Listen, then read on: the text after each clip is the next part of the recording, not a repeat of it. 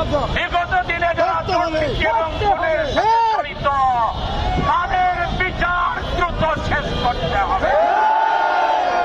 আমরা আওয়ামী লীগের বিচার, তাদের নেতাদের বিচার আর নিষিদ্ধের ক্ষেত্রে ইউনিট সরকারকে দুর্বল দেখতে চাই না। আওয়ামী লীগকে নিষিদ্ধ করার জন্য রাজনৈতিক দলের ঐক্যমত 100% আছে। কোন রাজনৈতিক দল যদি একমত না থাকে তারা পত্রিকায় বিবৃতি দিয়ে বলতে পারে তারা একমত নয়।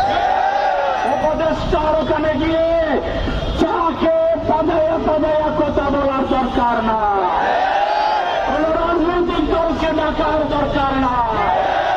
18 কোটি মানুষ একমত, এখনই নিষিদ্ধ হইতে ডাকতে চান 2000 শহীদ।